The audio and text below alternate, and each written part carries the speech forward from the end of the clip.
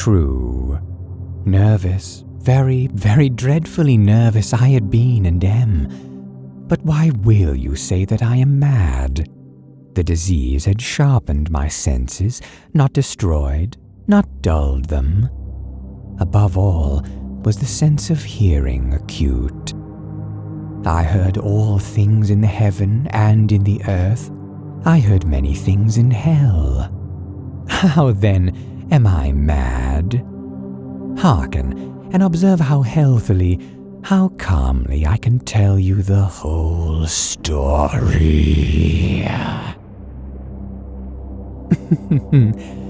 It is impossible to say how first the idea entered my brain, but once conceived, it haunted me day and night. Object there was none, passion there was none. I loved the old man. He had never wronged me, he had never given me insult. For his gold I had no desire. I think it was his eye. Yes, it was this.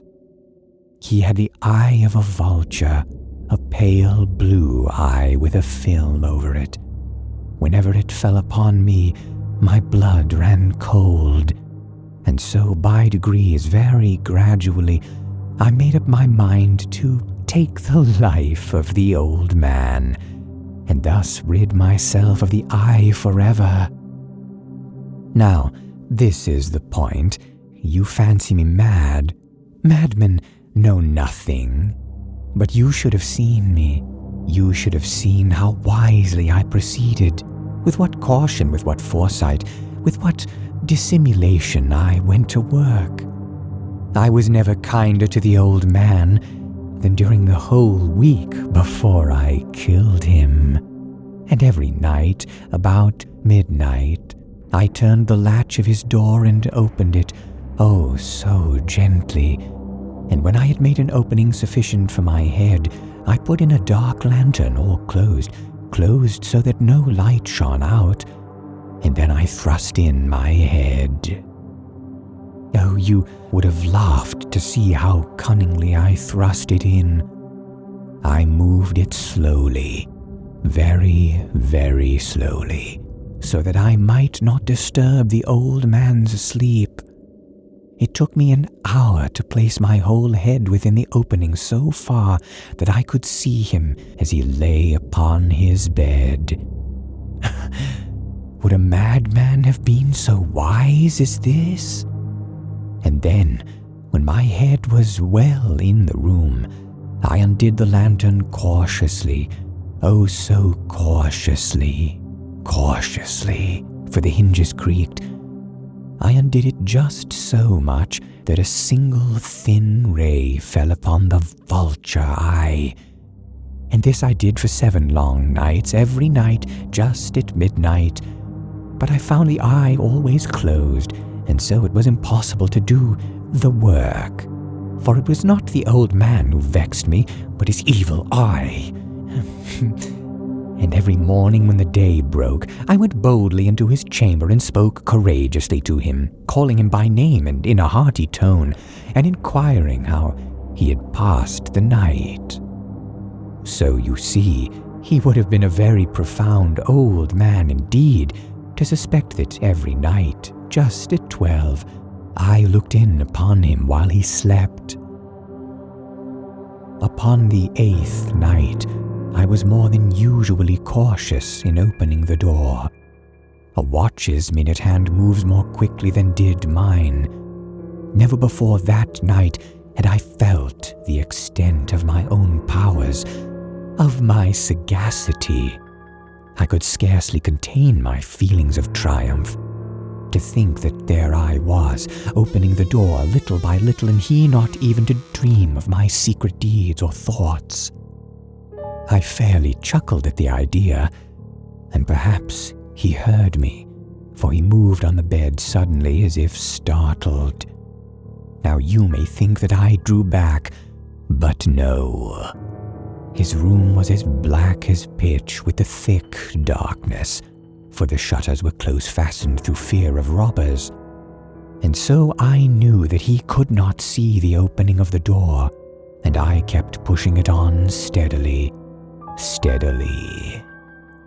I had my head in and was about to open the lantern when my thumb slipped upon the tin fastening, and the old man sprang up in bed, crying out, "Who's there?" I kept quite still and said nothing. For a whole hour I did not move a muscle, and in the meantime I did not hear him lie down. He was still sitting up in the bed, listening, just as I have done night after night, hearkening to the death watches in the wall. Presently I heard a slight groan, and I knew it was the groan of mortal terror. It was not a groan of pain or grief. Oh no, it was the low, stifled sound that arises from the bottom of the soul when overcharged with awe. I knew the sound well. Many a night, just at midnight, when all the world slept, it has welled up from my own bosom, deepening with its dreadful echo the terrors that distracted me. I say, I knew it well. I knew what the old man felt, and pitied him, although I chuckled at heart. I knew that he had been lying awake ever since the first slight noise, when he had turned in the bed. His fears had been ever since growing upon him. He had been trying to fancy them causeless, but could not. He had been saying to himself, "It is nothing but the wind in the chimney. It is only a mouse crossing the floor, or it is merely a cricket which has made a single chirp." Yes, he had been trying to comfort himself with these suppositions, but he had found all in vain. All in vain. Because death, in approaching him, had stalked with his black shadow before him and enveloped the victim. And it was the mournful influence of the unperceived shadow that caused him to feel, although he neither saw nor heard, to feel the presence of my head within the room. When I had waited a long time, very patiently, without hearing him lie down, I resolved to open a very, very little crevice in the lantern. So I opened it. You cannot imagine how stealthily, until at length a single dim ray, like the thread of a spider, shot out from the crevice and fell full upon the vulture eye. It was open, wide open, and I grew furious as I gazed upon it. I saw it with perfect distinctness, all a dull blue, with a hideous veil over it that chilled the very marrow of my bones. But I could see nothing else of the old man's face or person, for I had directed the ray as if by instinct precisely upon the damned spot. And have I not told you that what you mistake for madness is but over-acuteness of the senses? Now I say that there came to my ears a low, dull, quick sound, such as a watch makes when enveloped in cotton. I knew that sound well, too. It was the beating of the old man's heart. It increased my fury, as the beating of a drum stimulates the soldier into courage. But even yet, I refrained and kept still. I scarcely breathed. I held the lantern motionless. I tried how steadily I could maintain the ray upon the eye. Meantime, the hellish tattoo of the heart increased. It grew quicker and quicker, and louder every instant. The old man's terror must have been extreme. It grew louder, I say louder every moment. Do you mark me well? I have told you that I am nervous, so I am. And now, At the dead hour of the night, amid the dreadful silence of that old house, so strange a noise as this excited me to uncontrollable terror. Yet, for some minutes longer I refrained and stood still. But the beating grew louder, louder. I thought the heart must burst. And now a new anxiety seized me. The sound would be heard by a neighbor. The old man's hour had come. With a loud yell, I threw open the lantern and leapt into the room. He shrieked once only. In an instant, I dragged him to the floor and pulled the heavy bed over him, and then I smiled gaily to find the deed so far done. But for many minutes the heart beat on with a muffled sound. This, however, did not vex me. It would not be heard through the wall. At length it ceased. The old man was dead. I removed the bed and examined the corpse. Yes, he was stone dead. I placed my hand upon the heart and held it there many minutes. There was no pulsation. He was stone dead. His eye would trouble me no more. If you still think me mad, you will think so no longer when I describe the wise precautions I took for the concealment of the body. The night waned, and I worked hastily but in silence. First of all, I dismembered the corpse. I cut off the head and the arms and the legs, and then I took up 3 planks from the floor of the chamber and deposited all between the scantlings. I then replaced the boards so cleverly, so cunningly, that no human eye, not even his, could have detected anything wrong. There was nothing to wash out, no stain of any kind, no blood spot whatever. I had been too wary for that. A tub had caught it all. When I had made an end of these labors, it was 4 o'clock, still dark as midnight. As the bell sounded the hour, there came a knocking at the street door. I went down to open it with a light heart, for what had I now to fear? There entered 3 gentlemen who introduced themselves with perfect suavity as officers of the police. A shriek had been heard by a neighbor during the night. Suspicion of foul play had been aroused, information had been lodged at the police office, and they, the officers, had been deputed to search the premises. I smiled, for what had I to fear? I bade the gentleman welcome. The shriek, I said, was my own in a dream. The old man I mentioned was absent in the country. I took my visitors all over the house. I bade them search well. I led them at length to his chamber. I showed them his treasures, secure, undisturbed. In the enthusiasm of my confidence, I brought chairs into the room and desired them here to rest from their fatigues while I myself, in the wild audacity of my perfect triumph, placed my own seat upon the very spot which reposed the corpse of the victim. The officers were satisfied. My manner had convinced them. I was singularly at ease. They sat, and while I answered cheerily, they chatted of familiar things. But ere long, I felt myself getting pale and wished them gone. My head ached, and I fancied a ringing in my ears. But still they sat and still chatted.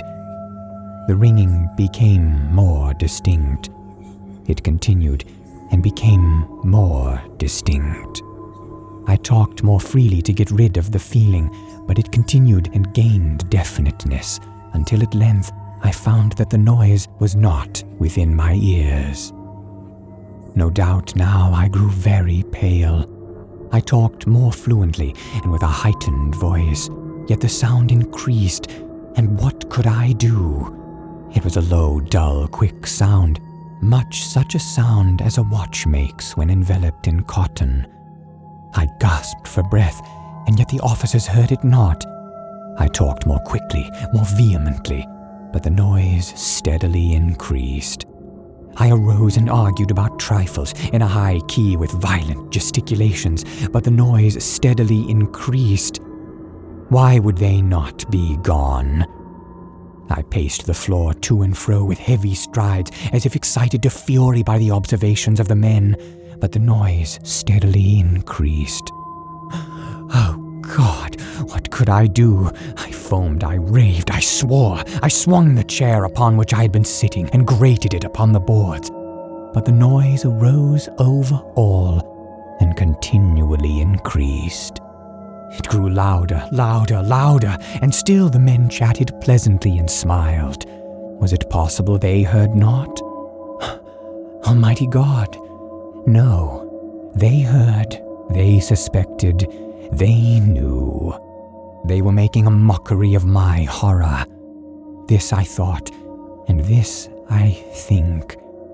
But anything was better than this agony, anything was more tolerable than this derision.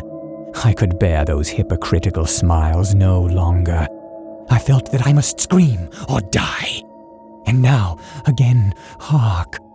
Louder, louder, louder, louder! Villains! I shrieked. Dissemble no more! I admit the deed. Tear up the planks. Here, here! It is the beating of his hideous heart.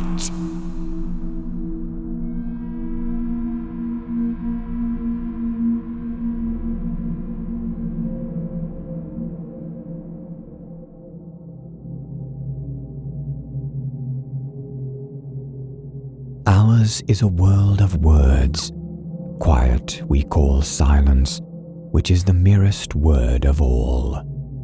Al-Araf. Listen to me, said the demon as he placed his hand upon my head. There is a spot upon this accursed earth which thou hast never yet beheld. And if by any chance thou hast beheld it, it must have been in one of those vigorous dreams which come like the simoon upon the brain of the sleeper who hath lain down to sleep among the forbidden sunbeams. Among the sunbeams, I say, which slide off from the solemn columns of the melancholy temples in the wilderness. The region of which I speak is a dreary region in Libya by the borders of the river Zaire. And there is no quiet there, nor silence. The waters of the river have a saffron and sickly hue, and they flow not onwards to the sea, but palpitate forever and forever beneath the red eye of the sun with a tumultuous and convulsive motion. For many miles on either side of the river's oozy bed is a pale desert of gigantic water lilies. They sigh unto the other in that solitude, and stretch toward the heaven their long, ghastly necks, and nod to and fro their everlasting heads. And there is an indistinct murmur which cometh out from among them like the rushing of subterrene water, and they sigh one unto the other. But there is a boundary to their realm, the boundary of the dark, horrible, lofty forest. There, like the waves about the Hebrides, the low underwood is agitated continually. But there is no wind throughout the heaven, and the tall primeval trees rock eternally hither and thither with a crashing and mighty sound. And from their high summits, one by one, drop everlasting dews. And at the roots, strange poisonous flowers lie writhing in perturbed slumber. and overhead, with a rustling and loud noise, the grey clouds rush westwardly forever, until they roll a cataract over the fiery wall of the horizon. But there is no wind throughout the heaven, and by the shores of the river Zaire there is neither quiet nor silence. It was night, and the rain fell, and falling it was rain, but having fallen it was blood. And I stood in the morass among the tall lilies, and the rain fell upon my head, and the lilies sighed one unto the other in the solemnity of their desolation. And all at once the moon arose through the thin, ghastly mist, and was crimson in color, and mine eyes fell upon a huge grey rock which stood by the shore of the river, and was litten by the light of the moon. And the rock was grey and ghastly and tall, and the rock was grey. Upon its front were characters engraven in the stone, and I walked through the morass of water lilies until I came close unto the shore, that I might read the characters upon the stone. But I could not decipher the characters. And I was going back into the morass when the moon shone with a fuller red, and I turned and looked again upon the rock and upon the characters, and the characters were desolation. And I looked upwards, and there stood a man upon the summit of the rock, and I hid myself among the water lilies that I might discover the actions of the man. And the man was tall and stately in form, and was wrapped up from his shoulders to his feet in the toga of old Rome. And the outlines of his figure were distinct, but his features were the features of a deity. For the mantle of the night, and of the mist, and of the moon, and of the dew had left uncovered the features of his face. And his brow was lofty with thought, and his eye wild with care. And in the few furrows upon his cheek I read the fables of sorrow and weariness, and disgust with mankind, and a longing after solitude. And the moon shone upon his face, and upon the features of his face, and oh, they were more beautiful than the airy dreams which hovered about the souls of the daughters of Delos. And the man sat down upon the rock, and leaned his head upon his hand, and looked out upon the desolation. He looked down into the low, unquiet shrubbery, and upon the tall, primeval trees, and up higher at the rustling heaven, and into the crimson moon. And I lay close within the shelter of the lilies, and observed the actions of the man. And the man trembled in the solitude, and the night waned, and he sat upon the rock. And the man turned his attention from the heaven, and looked out upon the dreary river Zaire, and upon the yellow, ghastly waters, and upon the pale legions of the water lilies. And the man listened to the sighs of the water lilies, and of the murmur that came up from among them. And I lay close within my covert, and observed the actions of the man. And the man trembled in the solitude, but the night waned, and he sat upon the rock.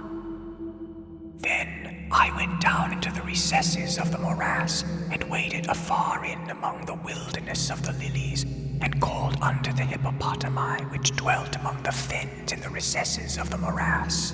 And the hippopotami heard my call, and came with the behemoth under the foot of the rock, and roared loudly and fearfully beneath the moon. And I lay close within my covert, and observed the actions of the man. And the man trembled in the solitude, but the night waned, and he sat upon the rock. Then I cursed cursed the elements with the curse of tumult, and a frightful tempest gathered in the heaven where before there had been no wind.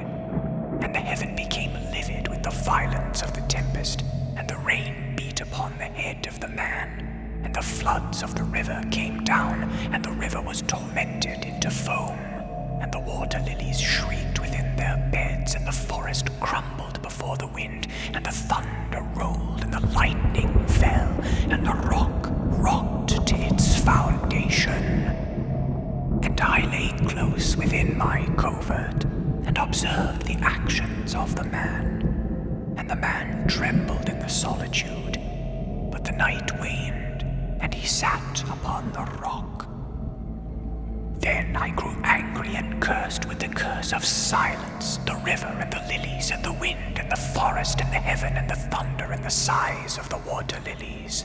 And they became accursed and were still, and the moon ceased to totter in its pathway up the heaven, and the thunder died away, and the lightning did not flash, and the clouds hung motionless, and the waters sunk to their level and remained, and the trees ceased to rock, and the water lilies sighed no more, and the murmur was heard no longer from among them, nor any shadow of sound throughout the vast, illimitable desert. And I looked upon the characters of the rock, and they were changed, and the characters were silence.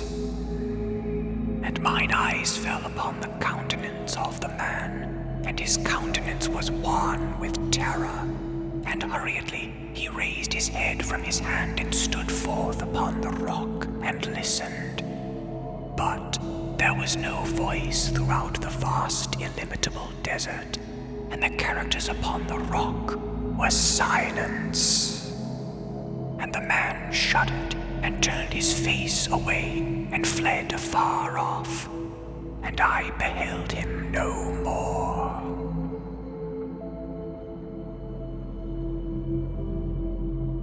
Now there are fine tales in the volumes of the Magi, in the iron-bound melancholy volumes of the Magi. Therein, I say, are glorious histories of the heaven and of the earth and of the mighty sea, and of the genii that overruled the sea and the earth and the lofty heaven. There was much lore too in the sayings which were said by the Sibyls, and holy, holy things were heard of old by the dim leaves that trembled around Dodona. But as Allah liveth, that fable which the demon told me as he sat by my side in the shadow of the tomb, I hold to be the most wonderful of all. And as the demon made an end of his story, he fell back within the cavity of the tomb and laughed. And I could not laugh with the demon, and he cursed me because I could not laugh. And the lynx which dwelleth forever in the tomb came out therefrom, and lay down at the feet of the demon, and looked at him steadily in the face.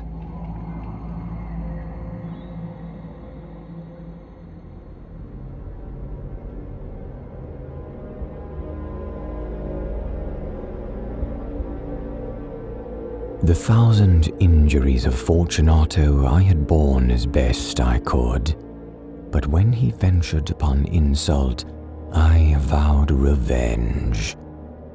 You who know so well the nature of my soul will not suppose, however, that I gave utterance to a threat. At length I would be avenged. This was a point definitely settled, but the very definitiveness with which it was resolved precluded the idea of risk.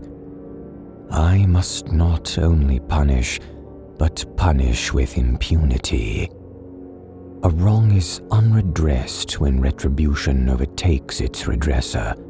It is equally unredressed when the avenger fails to make himself felt as such to him who has done the wrong. It must be understood that neither by word nor deed had I given Fortunato cause to doubt my goodwill. I continued, as was my wont, to smile in his face, and he did not perceive that my smile now was at the thought of his immolation. He had a weak point, this Fortunato, although in other regards he was a man to be respected, even feared. He prided himself on his connoisseurship in wine. Few Italians have the true virtuoso spirit. For the most part, their enthusiasm is adopted to suit the time and opportunity, to practice imposture upon the British and Austrian millionaires. In painting and gemmery, Fortunato, like his countrymen, was a quack, but in the matter of old wines, he was sincere. In this respect, I did not differ from him materially. I was skillful in the Italian vintages myself, and bought largely whenever I could. It was about dusk one evening during the supreme madness of the carnival season that I encountered my friend. He accosted me with excessive warmth, for he had been drinking much. The man wore motley. He had on a tight-fitting party-striped dress, and his head was surmounted by the conical cap and bells. I was so pleased to see him that I thought I should never have done wringing his hand. I said to him, "My dear Fortunato, you are luckily met. How remarkably well you are looking today. I have but received a pipe of what passes for Amontillado, and I have my doubts." "How?" said he. "Amontillado? A pipe? Impossible! In the middle of the carnival?" "I have my doubts," I replied, "and I was silly enough to pay the full Amontillado price without consulting you in the matter. You were not to be found, and I was fearful of losing a bargain." "Amontillado?" "I have my doubts." "Amontillado?" "And I must satisfy them." "Amontillado?" "As you are engaged, I am on my way to Lucchesi. If one has a critical turn of eye, it is he. He will tell me." "Lucchesi cannot tell Amontillado from Cherry."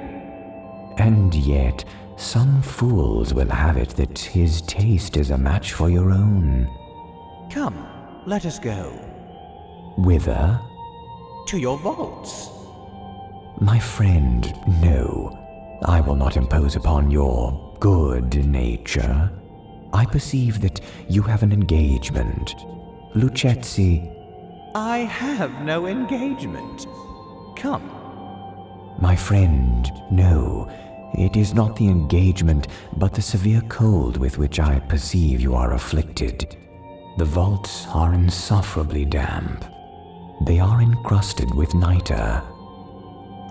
"Let us go, nevertheless. The cold is merely nothing. Amontillado, you have been imposed upon. And as for Lucchesi, he cannot distinguish Sherry from Amontillado."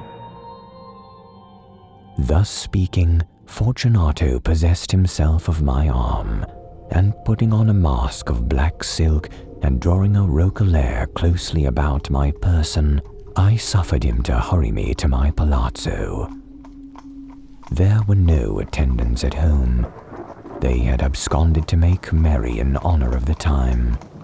I had told them that I should not return until the morning, and had given them explicit orders not to stir from the house. These orders were sufficient, I well knew, to ensure their immediate disappearance, one and all, as soon as my back was turned. I took from their sconces 2 flambeaux, and giving one to Fortunato, bowed him through several suites of rooms to the archway that led into the vaults. I passed down a long, winding staircase, requesting him to be cautious as he followed. We came at length to the foot of the descent, and stood together upon the damp ground of the catacombs of the Montresors. The gait of my friend was unsteady, and the bells upon his cap jingled as he strode. "The pipe," he said. "It is farther on," said I, "but observe the white webwork which gleams upon these cavern walls." He turned toward me and looked into my eyes with two filmy orbs that distilled the rheum of intoxication. "Niter?" he asked at length. Niter," I replied. "How long have you had that cough?"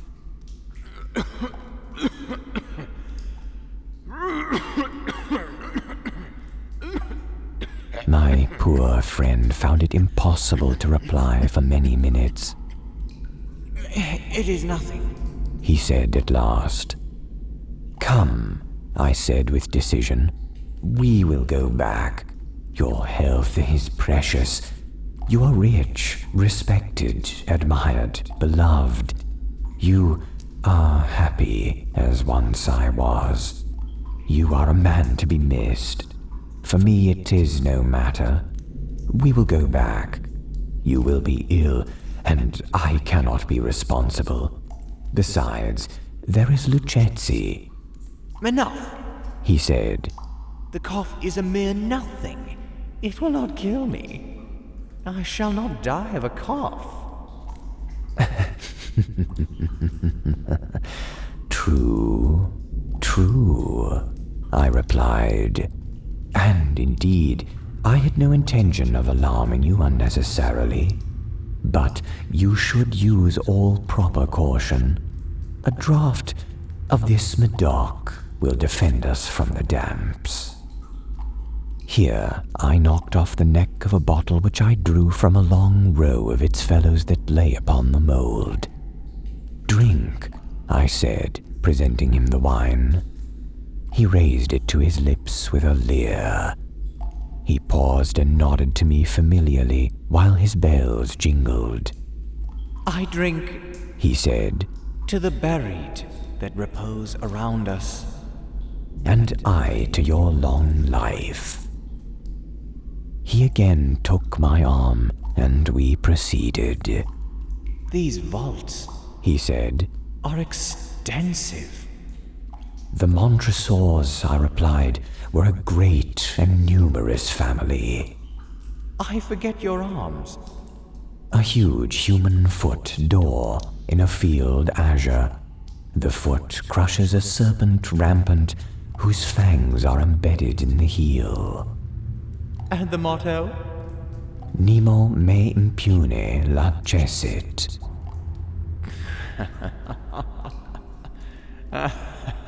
"Good," he said.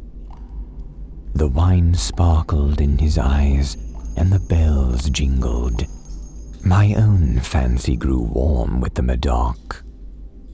We had passed through long walls of piled skeletons, with casks and puncheons intermingling, into the innermost recesses of the catacombs.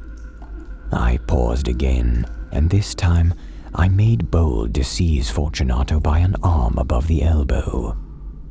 "The niter," I said. "See, it increases. It hangs like moss upon the vaults. We are below the river's bed. The drops of moisture trickle among the bones. Come, we will go back ere it is too late. Your cough—" "It is nothing," he said. "Let us go on. But first, another draught of the Medoc." I broke and reached him a flagon of de Grave. He emptied it at a breath. His eyes flashed with a fierce light. He laughed and threw the bottle upwards with a gesticulation I did not understand. I looked at him in surprise. He repeated the movement, a grotesque one. "You do not comprehend?" he said.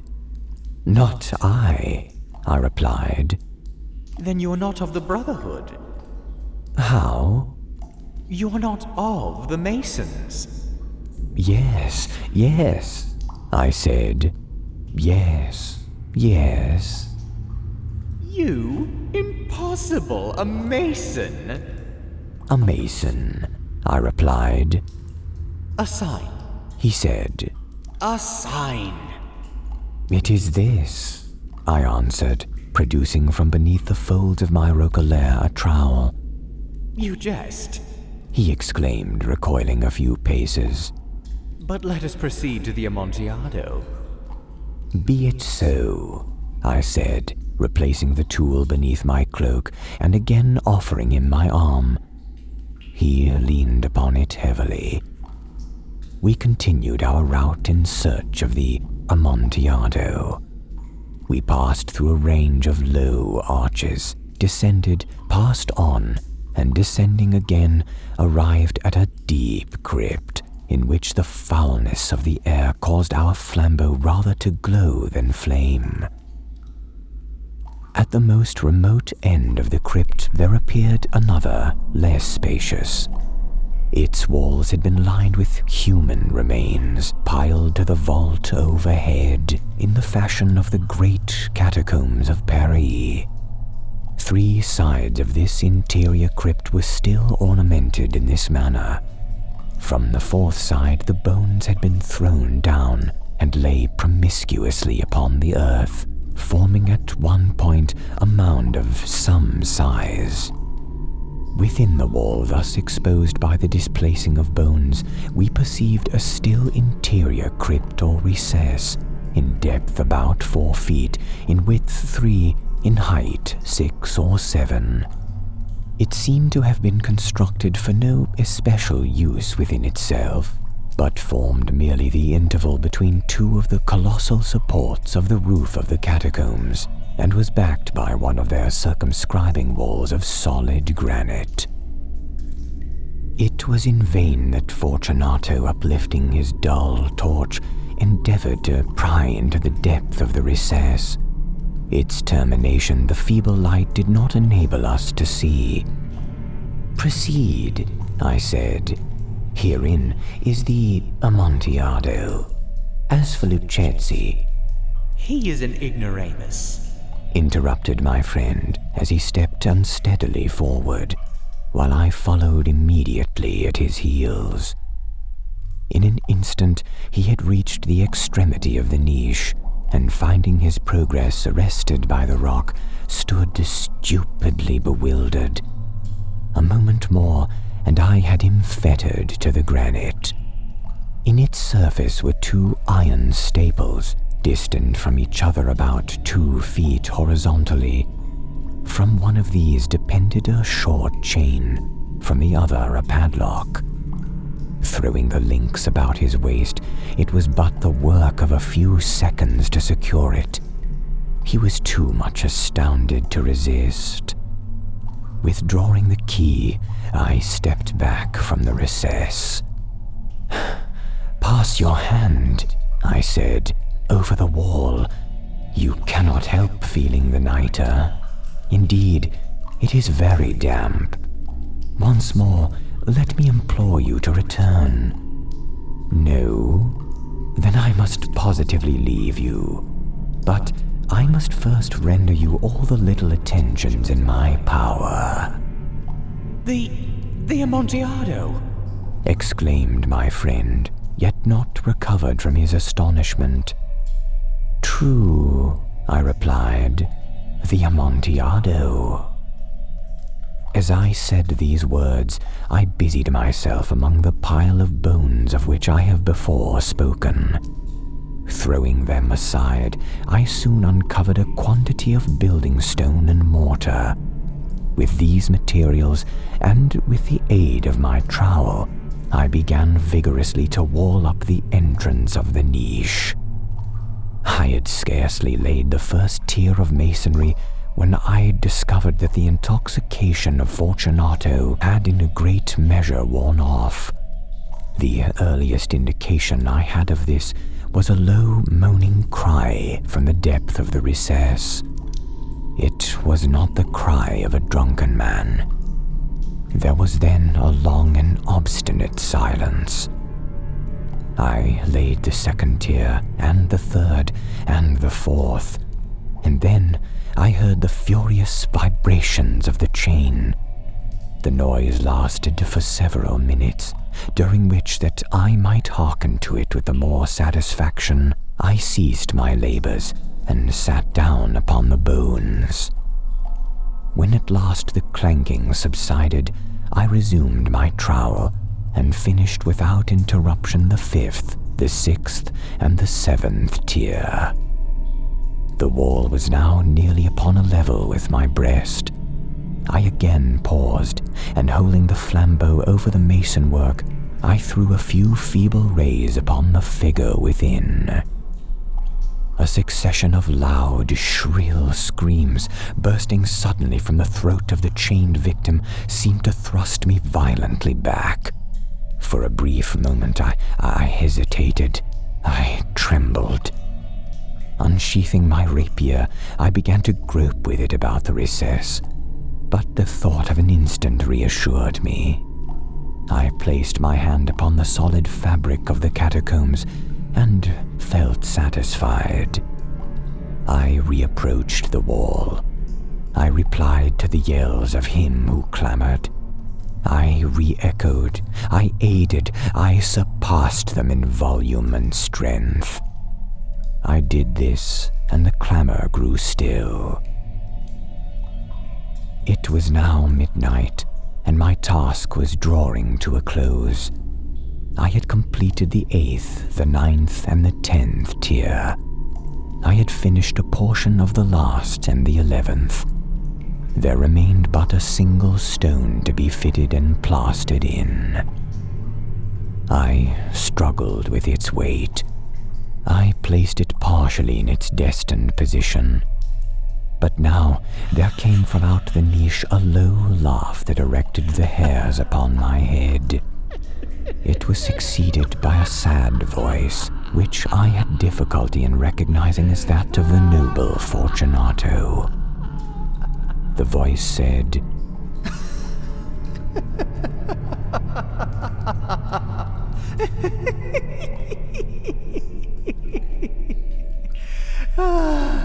A very good joke. A very good joke indeed. An excellent jest. We will have many a rich laugh about this at the palazzo. Over our wine.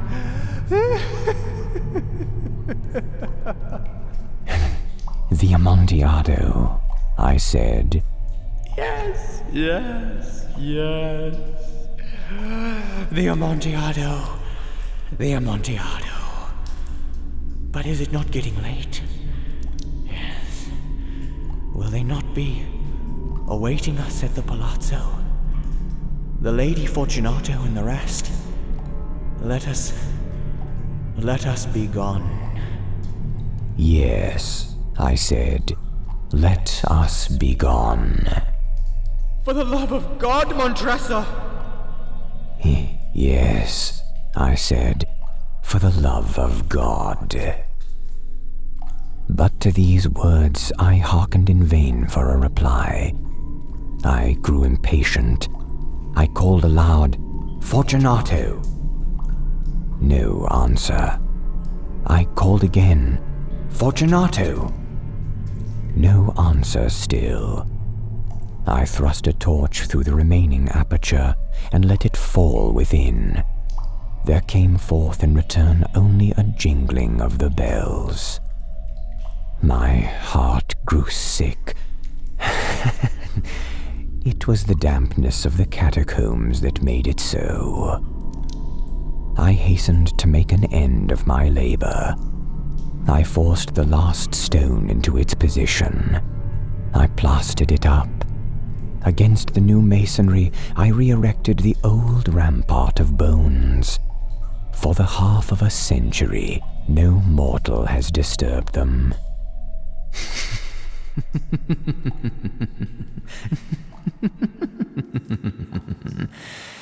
In pace requiescat.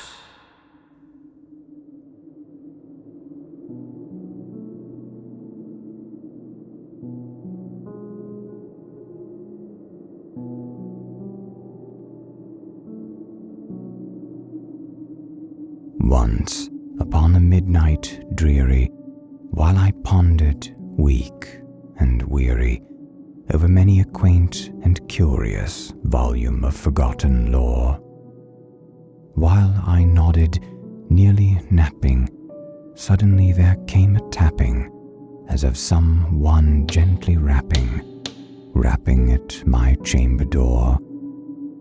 "'Tis some visitor," I muttered, tapping at my chamber door. "Only this, and nothing more."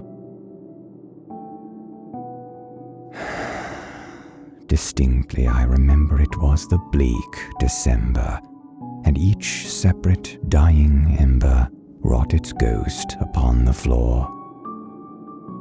Eagerly I wished the morrow. Vainly I had sought to borrow from my books surcease of sorrow. Sorrow for the lost Lenore, for the rare and radiant maiden whom the angels name Lenore, nameless here forevermore.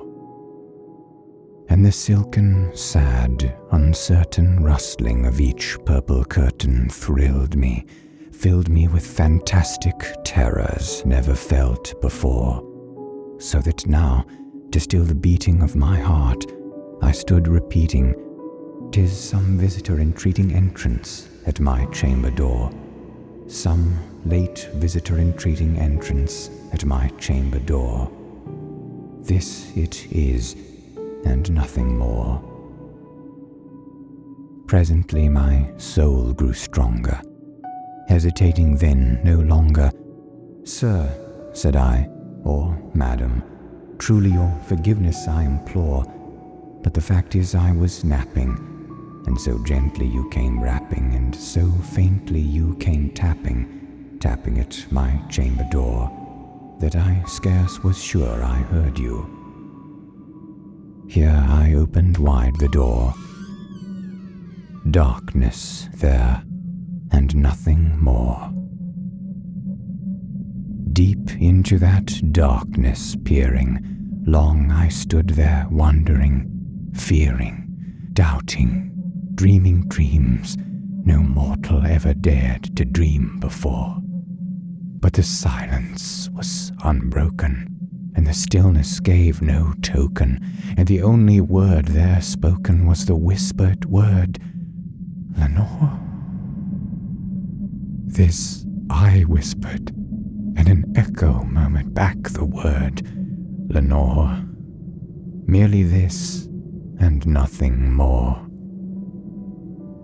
Back into the chamber turning, all my soul within me burning, soon again I heard a tapping somewhat louder than before. "Surely," said I, "surely that is something at my window lattice. Let me see then what thereat is, and this mystery explore. Let my heart be still a moment, and this mystery explore. 'Tis the wind, and nothing more." Open here I flung the shutter, when with many a flirt and flutter in there stepped a stately raven of the saintly days of yore. Not the least obeisance made he, not a minute stopped or stayed he, but with mien of lord or lady perched above my chamber door, perched upon a bust of Pallas just above my chamber door, perched and sat, and nothing more. Then this ebony bird, beguiling my sad fancy into smiling by the grave and stern decorum of the countenance it wore, "Though thy crest be shorn and shaven, thou," I said, "art sure no craven. Ghastly, grim, and ancient raven, wandering from the nightly shore, tell me what thy lordly name is on the night's Plutonian shore." Quoth the raven, "Nevermore." Much I marvelled this ungainly fowl to hear discourse so plainly, though its answer little meaning, little relevancy bore. For we cannot help agreeing that no living human being ever yet was blessed with seeing bird above his chamber door, bird or beast, upon the sculpted bust above his chamber door, with such a name as Nevermore. But the raven, sitting lonely on the placid bust, spoke only that one word, as if his soul in that one word he did outpour. Nothing further then he uttered, not a feather then he fluttered, till I scarcely more than muttered, "Other friends have flown before. On the morrow he will leave me, as my hopes have flown before." Then the bird said, "Nevermore." Startled at the stillness broken by reply so aptly spoken, "Doubtless," said I, "what it utters is only stock and store, caught from some unhappy master, whom unmerciful disaster followed fast and followed faster, till his songs one burden bore, till the dirges of his hope that melancholy burden bore of never, nevermore." But the raven still beguiling all my fancy into smiling, straight I wheeled a cushioned seat in front of bird and bust and door. Then upon the velvet sinking, I betook myself to linking fancy unto fancy, thinking what this ominous bird of yore, what this grim, ungainly, ghastly, gaunt, and ominous bird of yore meant in croaking nevermore. This I sat engaged in guessing, but no syllable expressing to the fowl whose fiery eyes now burned into my bosom's core. This and more I sat divining, with my head at ease reclining on the cushion's velvet lining that the lamplight gloated o'er, but whose velvet violet lining with the lamplight gloating o'er she shall press nevermore. Then methought the air grew denser, perfumed from an unseen censer swung by seraphim whose footfalls tinkle on the tufted floor. "Wretch," I cried, "thy God hath lent thee. By these angels he hath sent thee respite, respite and nepenthe from the memories of Lenore. Quaff, oh quaff this kind nepenthe, and forget this lost Lenore." Quoth the raven, "Nevermore." "Prophet," said I, "thing of evil, prophet still, if bird or devil, whether tempest sent or whether tempest tossed thee here ashore, desolate yet all undaunted, on this desert land enchanted, on this home by horror haunted, tell me truly I implore, is there balm in Gilead? Tell me, I implore." Quoth the raven, "Nevermore." "Prophet," said I, "thing of evil, prophet still, if bird or devil, by that heaven that bends above us, by that God we both adore, tell this soul with sorrow laden, if within the distant Aidenn it shall clasp a sainted maiden whom the angels name Lenore, clasp a rare and radiant maiden whom the angels name Lenore." Quoth the raven, "Nevermore." "Be that word our sign in parting, bird or fiend?" I shrieked, upstarting. "Get thee back into the tempest and the night's Plutonian shore. Leave no black plume as a token of that lie thy soul hath spoken. Leave my loneliness unbroken. Quit the bust above my door. Take thy beak from out my heart, and take thy form from off my door." Quoth the raven, "Nevermore." And the raven, never flitting, still is sitting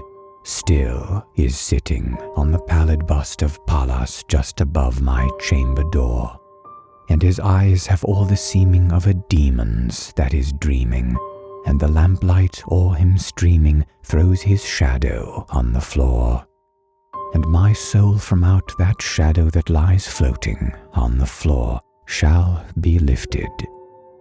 Nevermore.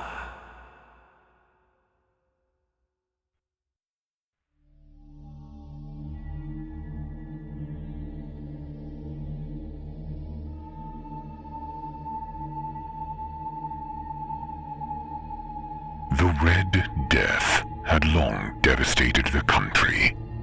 No pestilence had ever been so fatal or so hideous. Blood was its avatar, and its seal the redness and the horror of blood. There were sharp pains and sudden dizziness, and then profuse bleeding at the pores with dissolution.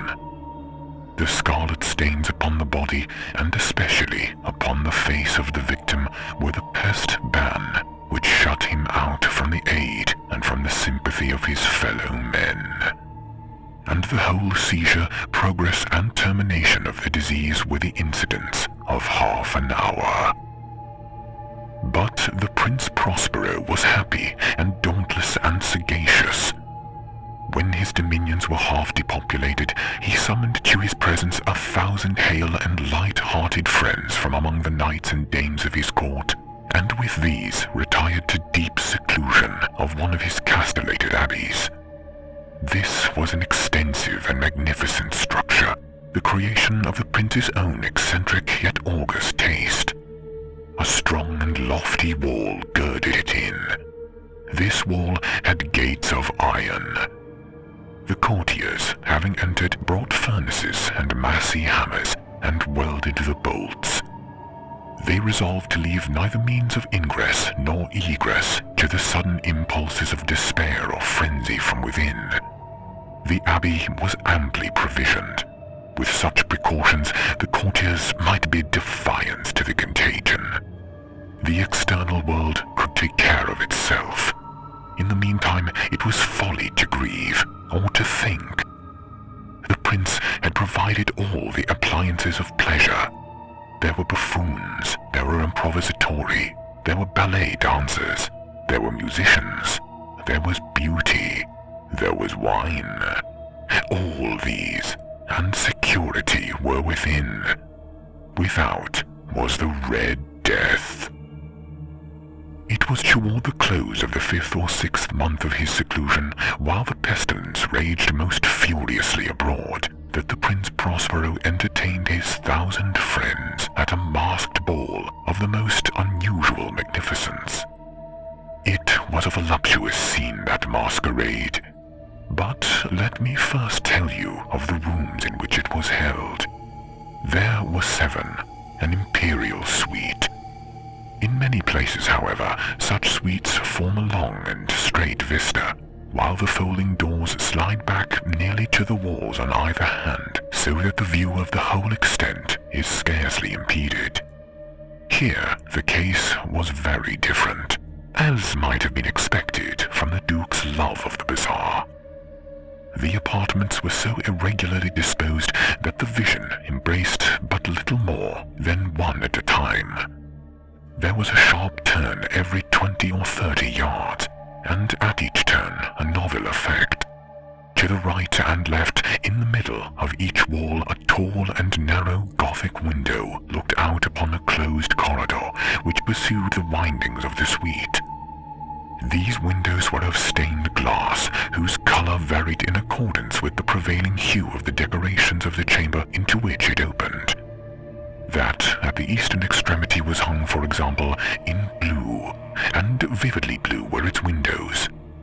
The second chamber was purple in its ornaments and tapestries, and here the panes were also purple. The third was green throughout, and so were the casements. The fourth was furnished and lighted with orange, the fifth with white, the sixth with violet. The 7th apartment was closely shrouded in black velvet tapestries that hung all over the ceiling and down the walls, falling in heavy folds upon a carpet of the same material and hue. But in this chamber only, the color of the windows failed to correspond with the decorations. The panes here were scarlet, a deep blood color. Now, in no one of the 7 apartments were there any lamp or candelabrum amid the profusion of golden ornaments that lay scattered to and fro or depended from the roof. There was no light of any kind emanating from lamp or candle within the suite of the chambers. But in the corridors that followed the suite, there stood opposite to each window a heavy tripod, bearing a brazier of fire that protected its rays through the tinted glass, and so glaringly illuminated the room. And thus were produced a multitude of gaudy and fantastic appearances. But in the western, or black chamber, the effect of the firelight that streamed upon the dark hangings through the blood-tinted panes was ghastly in the extreme, and produced so wild a look upon the countenances of those who entered that there were few of the company bold enough to set foot within its precincts at all. It was in this apartment also that there stood against the western wall a gigantic clock of ebony. Its pendulum swung to and fro with a heavy, dull, monotonous clang, and when the minute hand made the circuit of the face, and the hour was to be stricken, there came from the brazen lungs of that clock a sound which was clear and loud and deep and exceedingly musical, but of so peculiar a note and emphasis that at each lapse of the hour the musicians of the orchestra were constrained to pause momentarily in their performance to hearken to the sound. And thus the waltzers perforce ceased their revolutions, and there was a brief disconcert of the whole gay company. And while the chimes of the clock yet rang, it was observed that the giddiest grew pale, and the more aged and sedate passed their hands over their brows, as if in confused reverie or meditation. But when the echoes had fully ceased, a light laughter at once pervaded the assembly. The musicians looked at one another and smiled, as if at their own nervousness and folly, and made whispering vows, each to the other, that the next chiming of the clock should produce in them no similar emotion. And then, after the lapse of 60 minutes, which embrace 3,600 seconds of the time that flies, there came yet another chiming of the clock, and then with the same disconcert, tremulousness, and meditation as before. But in spite of these things, it was a gay and magnificent revel. The tastes of the Duke were peculiar. He had a fine eye for colors and effects. He disregarded the decora of mere fashion. His plans were bold and fiery, and his conceptions glowed with barbaric luster. There are some who would have thought him mad. His followers felt that he was not. It was necessary to hear and see and touch him to be sure that he was not. He had directed in great part the movable embellishments of the 7 chambers upon occasion of this great fete, and it was with his own guiding taste which had given character to the masqueraders. Be sure they were grotesque. There were much glare and glitter and piquancy and phantasm, much of what has been seen in Hernani. There were arabesque figures with unsuited limbs and appointments. There were delirious fancies such as the madman fashions. There was much of the beautiful, much of the wanton, much of the bizarre, something of the terrible, and not a little of that which might have excited disgust. To and fro in the 7 chambers there stalked, in fact, a multitude of dreams, and these the dreams writhed in and about, taking hue from the rooms, and causing the wild music of the orchestra to seem as the echo of their steps. And anon there strikes the ebony clock which stands in the hall of velvet. And then for a moment all is still and silent, save the voice of the clock. The dreams are stiff frozen as they stand, but the echoes of the chime die away. They have endured but an instant, and a light, half-subdued laughter floats about them as they depart. And now again the music swells, and the dreams live and writhe to and fro more merrily than ever, taking hue from the many tinted windows through which stream the rays from the tripods. But to the chamber which lies most westwardly of the seven, there are now none of the maskers who venture, for the night is waning away, and there flows a ruddier light through the blood-colored panes, and the blackness of the sable drapery appalls. And to him whose foot falls upon the sable carpet, there comes from the near clock of ebony a muffled peal more solemnly emphatic than any which reaches the ears who indulge in the more remote gaieties of the other apartments. But these other apartments were densely crowded, and in them beat feverishly the heart of life. And the revel went whirlingly on, until at length there commenced the sounding of midnight upon the clock. And then the music ceased, as I have told, and the evolutions of the walters were quieted, and there was an uneasy cessation of all things as before. But now there were 12 strokes to be sounded by the bell of the clock, and thus it happened, perhaps, that more of thought crept, with more of time, into the meditations of the thoughtful among those who revelled. And thus too it happened, perhaps, that before the last echoes of the last chime had utterly sunk into silence, there were many individuals in the crowd who had found leisure to become aware of the presence of a masked figure who had arrested the attention of no single individual before. And the rumor of this new presence having spread itself whisperingly around, there arose at length from the whole company a buzz, a murmur, expressive of disapprobation and surprise, then finally of terror, of horror, and of disgust. In an assembly of phantasms such as I have painted, it may well be supposed that no ordinary appearance could have excited such sensation. In truth, the masquerade license of the night was nearly unlimited. But the figure in question had out-Heroded Herod, and gone beyond the bounds of even the prince's indefinite decorum. There are chords in the hearts of the most reckless, which cannot be touched without emotion, even when the utterly lost, to whom life and death are equally jests, there are matters of which no jest can be made. The whole company indeed seemed now deeply to feel that in the costume and bearing of the stranger neither wit nor propriety existed. The figure was tall and gaunt, shrouded from head to foot in the habiliments of the grave. The mask which concealed the visage was made so nearly to resemble the countenance of a stiffened corpse that the closest scrutiny must have had difficulty in detecting the cheat. And yet all this might have been endured, if not approved by the mad revellers around. But the murmur had gone so far as to assume the type of the Red Death. His vesture was dabbled in blood, and his broad brow, with all the features of the face, was besprinkled with the scarlet horror. When the eyes of Prince Prospero fell upon the spectral image, which, with a slow and solemn movement, as if more fully to sustain its role, stalked to and fro among the walters, he was seen to be convulsed, in the first moment with a strong shudder either of terror or distaste, but in the next his brow reddened with rage. "Who dares?" he demanded hoarsely of the courtiers who stood near him.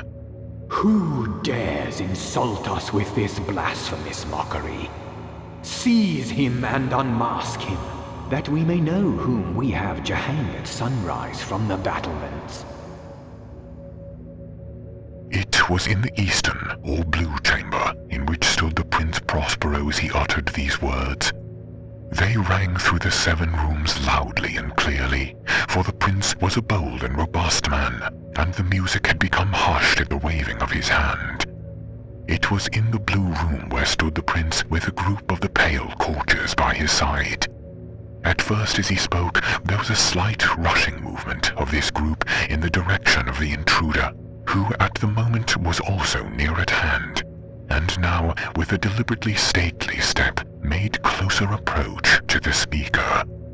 But from a certain nameless awe with which the mad assumptions of the mummer had inspired the whole party, there were found none to put forth hand to seize him, so that, unimpeded, he passed within a yard of the prince's person. And while the vast assembly, as if with one impulse, shrank from the centers of the rooms to the walls, he made his way uninterruptedly, but with the same solemn and measured step which had distinguished him from the first, through the blue chamber to the purple, through the purple chamber to the green, through the green to the orange, through this again to the white, and even thence to the violet, ere a decided movement had been made to arrest him. It was then, however, that the Prince Prospero, maddening with the rage and the shame of his own momentary cowardice, rushed hurriedly through the 6 chambers, while none followed him on account of the deadly terror that had seized upon them all. He bore aloft a drawn dagger, and had approached in rapid impetuosity to within 3 or 4 feet of the retreating figure, when the latter, having attained the extremity of the velvet apartment, turned suddenly and confronted his pursuer. There was a sharp cry, and the dagger dropped gleaming upon the sable carpet, upon which instantly afterwards fell prostrate in death the Prince Prospero. Then, summoning the wild courage of their despair, a throng of the revelers at once threw themselves into the black apartment, and seizing the mummer, whose tall figure stood erect and motionless within the shadows of the ebony clock, gasped in unutterable horror at finding the grave cerements and corpse-like mask which they handled with so violent a rudeness untenanted by any tangible form. And now was acknowledged the presence of the Red Death. He had come like a thief in the night, and one by one dropped the revelers in the blood-bedewed halls of their revel, and died each in the despairing posture of his fall. And the life of the ebony clock went out with the last of the gay, and the flames of the tripods expired, and the darkness and decay and the Red Death held illimitable dominion over all.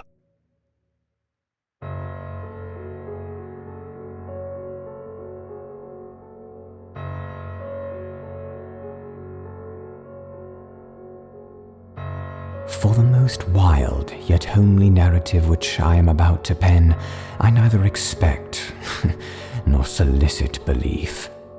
Mad indeed would I be to expect it in a case where my very senses reject their own evidence. Yet mad I am not, and very surely do I not dream. But tomorrow I die, and today I would unburthen my soul. My immediate purpose is to place before the world plainly, succinctly, and without comment a series of mere household events. In their consequences, these events have terrified, have tortured, have destroyed me. Yet I will not attempt to expound them. To me, they have presented little but horror. To me, they will seem less terrible than Baroque. Hereafter, perhaps, some intellect may be found which will reduce my phantasm to the commonplace. Some intellect more calm, more logical, and far less excitable than my own, which will perceive in the circumstances I detail with awe nothing more than an ordinary succession of very natural causes and effects. From my infancy, I was noted for the docility and humanity of my disposition. My tenderness of heart was even so conspicuous as to make me the jest of my companions. I was especially fond of animals, and was indulged by my parents with a great variety of pets. With these I spent most of my time, and never was so happy as when feeding and caressing them. This peculiarity of character grew with my growth, and in my manhood I derived from it one of my principal sources of pleasure. To those who have cherished an affection for a faithful and sagacious dog, I need hardly be at the trouble of explaining the nature or the intensity of the gratification thus derivable. There is something in the unselfish and self-sacrificing love of a brute which goes directly to the heart of him who has had frequent occasion to test the paltry friendship and gossamer fidelity of mere man. I married early and was happy to find in my wife a disposition not uncongenial with my own. Observing my partiality for domestic pets, she lost no opportunity of procuring those of the most agreeable kind. We had birds, goldfish, a fine dog, rabbits, a small monkey, and a cat. This latter was a remarkably large and beautiful animal, entirely black and sagacious to an astonishing degree. In speaking of his intelligence, my wife, who at heart was a little tinctured with superstition, made frequent allusion to the ancient popular notion which regarded all black cats as witches in disguise. Not that she was ever serious upon the point, and I mention the matter at all for no better reason than that it happens just now to be remembered. Pluto, this was the cat's name, was my favorite pet and playmate. I alone fed him, and he attended me wherever I went about the house. It was even with difficulty that I could prevent him from following me through the streets.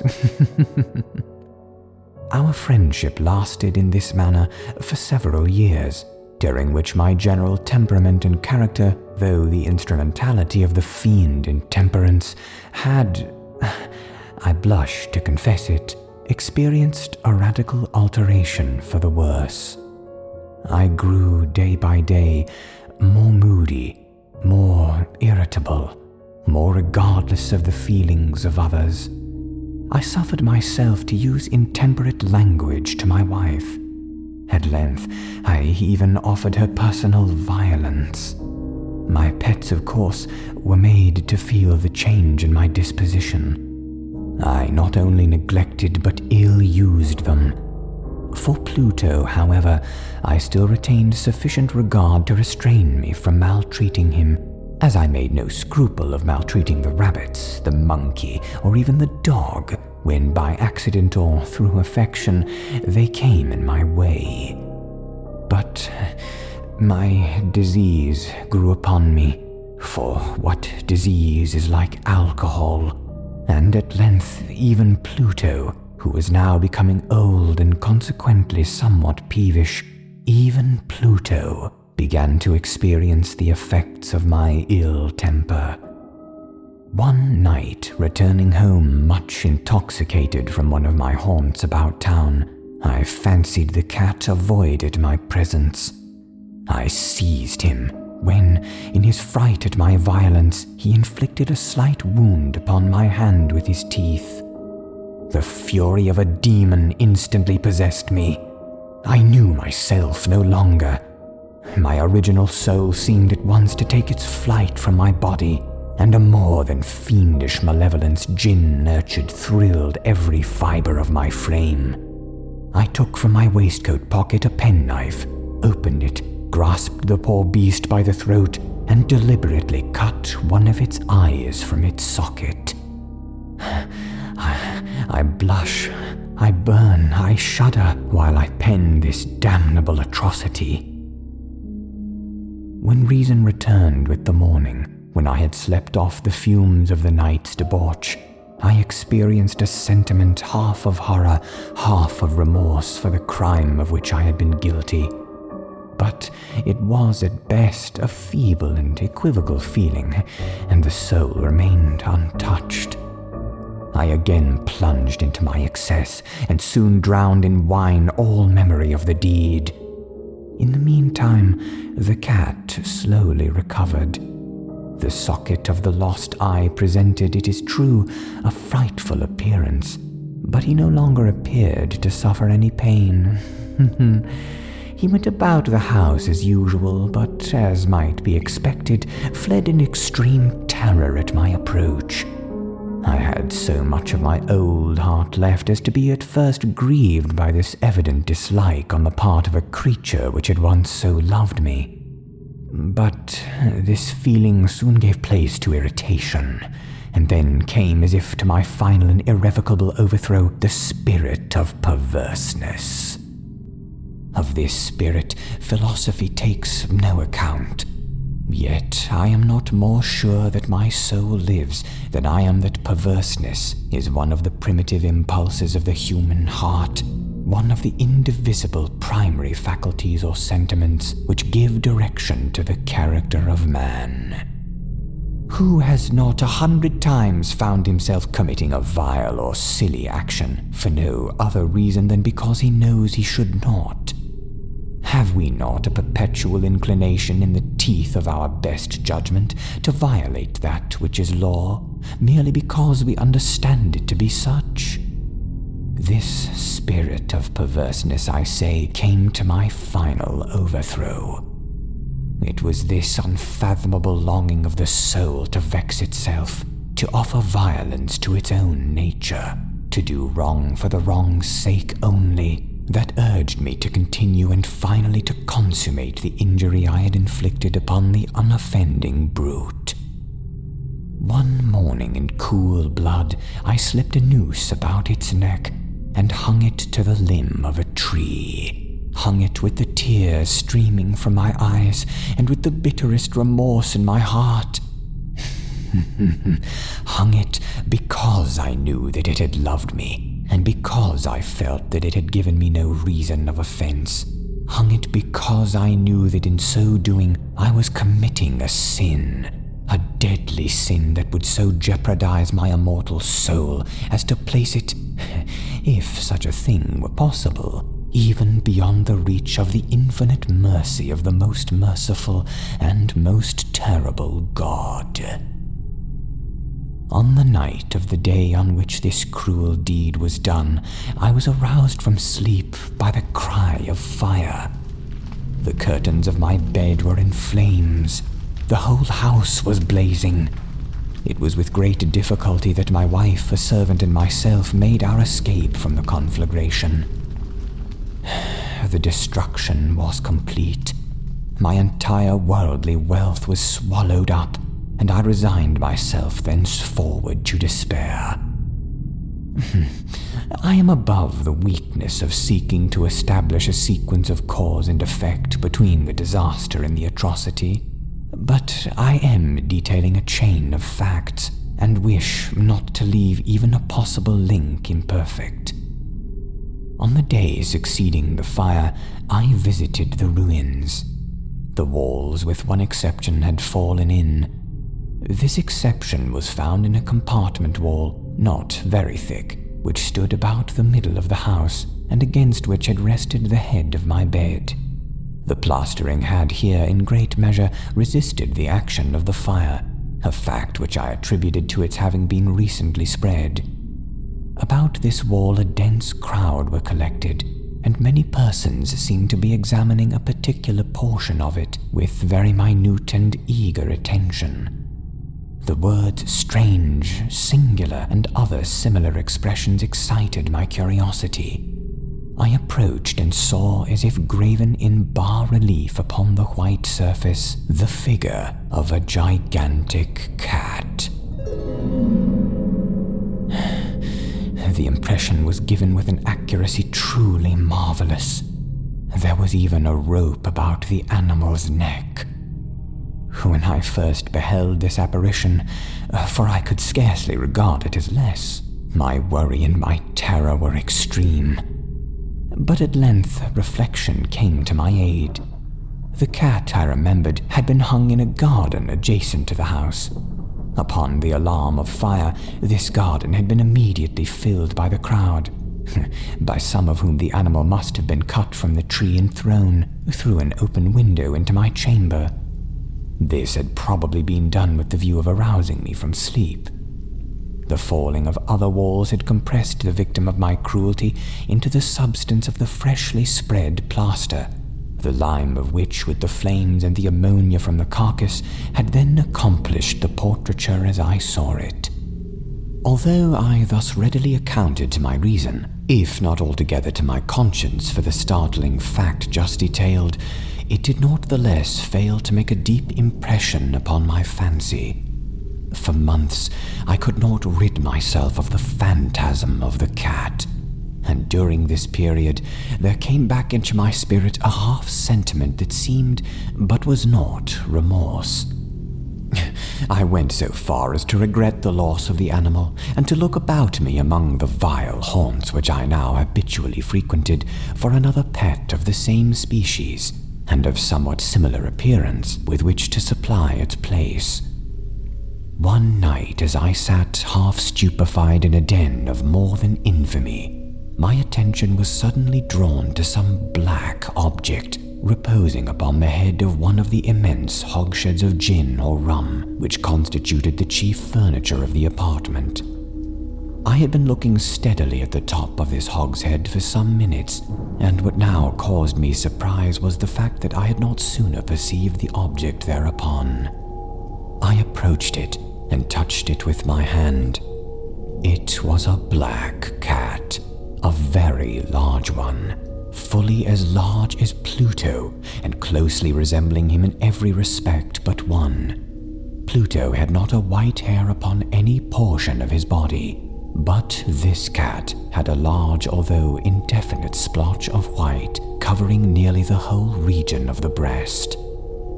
Upon my touching him, he immediately arose, purred loudly, rubbed against my hand, and appeared delighted with my notice. This, then, was the very creature of which I was in search. I had once offered to purchase it of the landlord, but this person made no claim to it, knew nothing of it, had never seen it before. I continued my caresses, and when I prepared to go home, the animal evinced a disposition to accompany me. I permitted it to do so, occasionally stooping and patting it as it proceeded. When it reached the house, it domesticated itself at once, and became immediately a great favorite with my wife. For my own part, I soon found a dislike to it arising within me. This was just the reverse of what I had anticipated, but I knew not how or why. Its evident fondness for myself rather disgusted and annoyed. By slow degrees, these feelings of disgust and annoyance rose into the bitterness of hatred. I avoided the creature, a certain sense of shame, and then the remembrance of my former deed of cruelty preventing me from physically abusing it. I did not for some weeks strike or otherwise violently ill-use it, but gradually, very gradually, I came to look upon it with unutterable loathing, and to flee silently from its odious presence as from the breath of pestilence. What added no doubt to my hatred of the beast was the discovery on the morning after I brought it home that, like Pluto, it also had been deprived of one of its eyes. This circumstance, however, only endeared it to my wife, who, as I have already said, possessed in a high degree that humanity of feeling which had once been my distinguishing trait and the source of many of my simplest and purest pleasures. With my aversion to this cat, however, its partiality for myself seemed to increase. It followed my footsteps with a pertinacity which it would have been difficult to make the reader comprehend.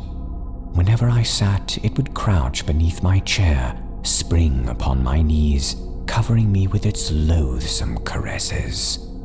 If I arose to walk, it would go between my feet and thus nearly throw me down, or fastening its long and sharp claws in my dress, clamber in this manner to my breast. At such times, although I longed to destroy it with a blow, I was yet withheld from so doing, partially by a memory of my former crime, but chiefly, let me confess it at once, by absolute dread of the beast. This dread was not exactly a dread of physical evil, and yet I should be at a loss how otherwise to define it.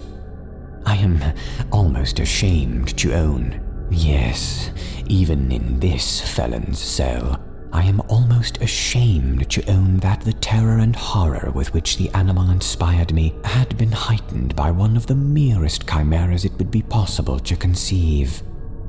My wife had called my attention more than once to the character of the mark of the white hair of which I had spoken, and which constituted the sole visible difference between the strange beast and the one I had destroyed. The reader will remember that the mark, although large, had been originally very indefinite, but by slow degrees nearly imperceptible, and for which a long time my reason struggled to reject as fanciful, it had at length assumed a rigorous distinctness of outline. It was now the representation of an object that I shudder to name, and for this, above all, I loathed and dreaded and would have rid myself of the monster had I dared. It was now, I say, the image of a hideous, of a ghastly thing, of the gallows. Oh, mournful and terrible engine of horror and of crime, of agony and of death. And now was I indeed wretched beyond the wretchedness of mere humanity, and a brute beast whose fellow I had contemptuously destroyed, a brute beast to work out for me a man, fashioned in the image of the high God, so much of insufferable woe. Alas! Neither by day nor by night knew I the blessing of rest any more. During the former, the creature left no moment alone, and in the latter, I started hourly from dreams of unutterable fear, to find the hot breath of the thing upon my face, and its vast weight, an incarnate nightmare that I had no power to shake off, incumbent eternally upon my heart. Beneath the pressure of torments such as these, the feeble remnant of the good within me succumbed. Evil thoughts became my sole intimates, the darkest and most evil of thoughts. The moodiness of my usual temper increased to hatred of all things and of all mankind, while from the sudden, frequent and ungovernable outbursts of a fury to which I now blindly abandoned myself, my uncomplaining wife, alas, was the most usual and the most patient of sufferers. One day she accompanied me, upon some household errand, into the cellar of the old building which our poverty compelled us to inhabit. The cat followed me down the steep stairs, and, nearly throwing me headlong, exasperated me unto madness. Uplifting an axe, and forgetting in my wrath the childish dread which had hitherto stayed my hand, I aimed a blow at the animal, which of course would have proved instantly fatal had it descended as I wished. But this blow was arrested by the hand of my wife. Goaded by the interference into a rage more than demoniacal, I withdrew my arm from her grasp and buried the axe in her brain. She fell dead upon the spot without a groan. This hideous murder accomplished, I set myself forthwith and with entire deliberation to the task of concealing the body. I knew that I could not remove it from the house, either by day or night, without the risk of being observed by the neighbors. Many projects entered my mind. At one period, I thought of cutting the corpse into minute fragments and destroying them in the fire. At another, I resolved to dig a grave for it in the floor of the cellar. Again, I deliberated about casting it into the well in the yard, about packing it in a box as if merchandise with the usual arrangements, so getting a porter to take it from the house. Finally, I hit upon what I considered a far better expedient than either of these. I determined to wall it up in the cellar, as the monks of the Middle Ages are recorded to have walled up their victims. For a purpose such as this, the cellar was well adapted. Its walls were loosely constructed, and had lately been plastered throughout with a rough plaster, which the dampness of the atmosphere had prevented from hardening. Moreover, in one of the walls was a projection caused by a false chimney or fireplace that had been filled up and made to resemble the rest of the cellar. I made no doubt that I could readily displace the bricks at this point, insert the corpse, and wall up the hole as before, so that no eye could detect anything suspicious. And in this calculation, I was not deceived. By means of a crowbar, I easily dislodged the bricks, and having carefully deposited the body against the inner wall, I propped it in that position, while with little trouble, I relayed the whole structure as it originally stood. Having procured mortar, sand, and hair with every possible precaution, I proceeded a plaster which could not be distinguished from the old, and with this I very carefully went over the new brickwork. When I had finished, I felt satisfied that all was right. The wall did not present the slightest appearance of having been disturbed. The rubbish on the floor was picked up with the minutest care. I looked around triumphantly and said to myself, "Here at last, then, my labor has not been in vain." My next step was to look for the beast which had been the cause of so much wretchedness, for I had at length firmly resolved to put it to death. Had I been able to meet with it at the moment, there could have been no doubt of its fate, but it appeared that the crafty animal had been alarmed at the violence of my previous anger, and forbore to present itself in my present mood.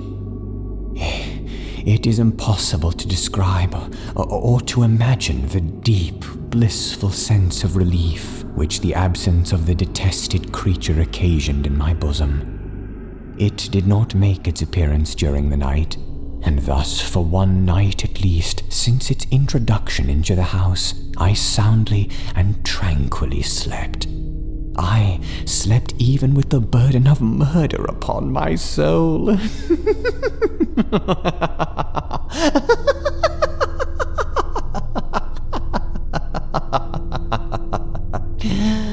The second and third day passed, and still my tormentor came not. Once again, I breathed as a free man. The monster in terror had fled the premises forever. I should behold it no more. My happiness was supreme. The guilt of my dark deed disturbed me but little.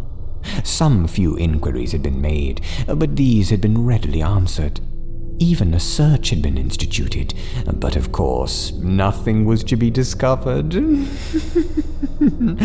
I looked upon my future felicity as secured. Upon the fourth day of the assassination, a party of police came, very unexpectedly, into the house, and proceeded again to make rigorous investigation of the premises. Secure, however, in the inscrutability of my place of concealment, I felt no embarrassment whatever. The officers bade me accompany them in their search. They left no nook or corner unexplored. At length, for the third or fourth time, they descended into the cellar. I quivered not a muscle. My heart beat calmly as that of one who slumbers in innocence. I walked the cellar from end to end. I folded my arms upon my bosom and roamed easily to and fro. The police were thoroughly satisfied and prepared to depart. The glee at my heart was too strong to be restrained. I burned to say if but one word by way of triumph, and to render doubly sure their assurance of my guiltlessness.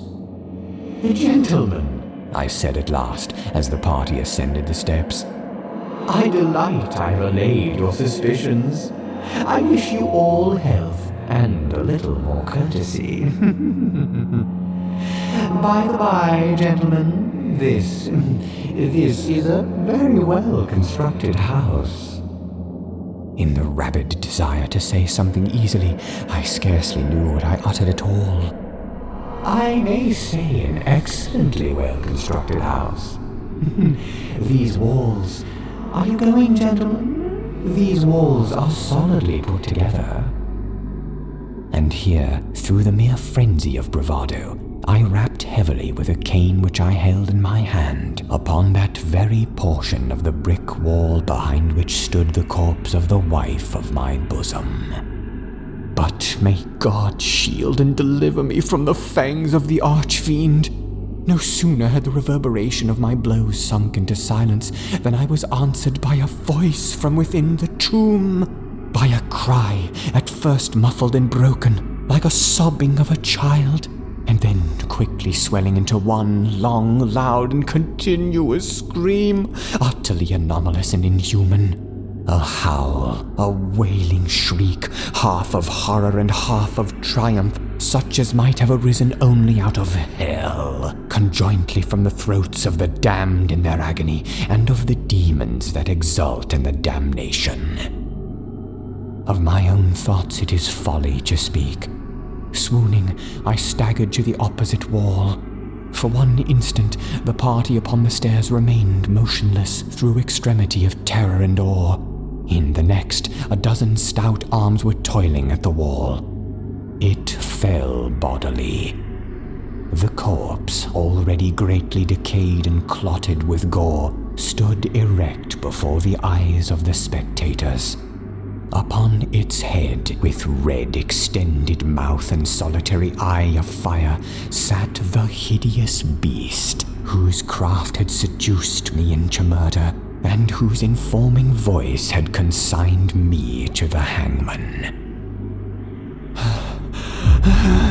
I had walled the monster up within the tomb.